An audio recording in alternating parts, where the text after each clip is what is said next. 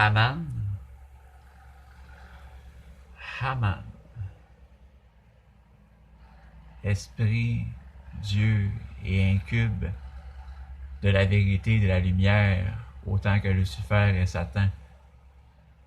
Ce ne sont pas eux pour autant qui ont introduit le mal dans ce monde, mais bien et belle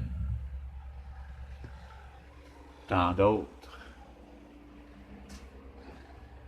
d'autres tels que, comme je l'ai écrit récemment, Samasa, Ariman, ce sont eux les mauvais. Et pour ce qui est des bons, Glory Aman, et Satan et Lucifer, qui, selon leur volonté,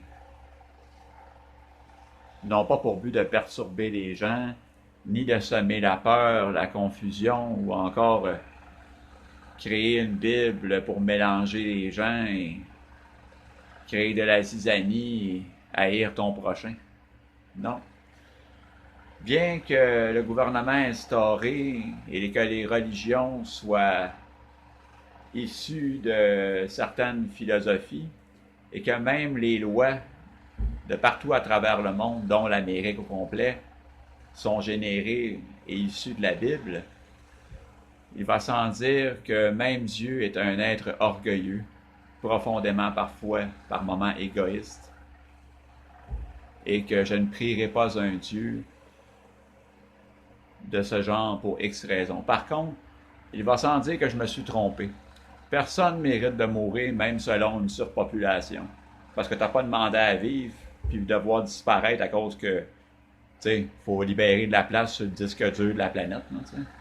Moi-même, s'il faudrait qu'il m'élimine, j'ai-tu demandé à ça? Non. Bon, ben c'est ça.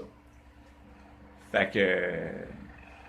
sinon, c'est ça, c'était mon erreur à moi, et en toute bienfaisance, étiquette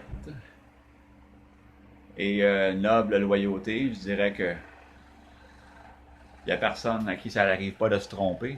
Alors, comment on appelle ça? Avoir de l'humilité. En toute humilité, je dirais que je me suis trompé. Par contre, il y a quand même certaines personnes qui sont une abstraction au déploiement du freedom sur la Terre. Ce qui veut dire que ta liberté commence là où celle des autres s'arrête.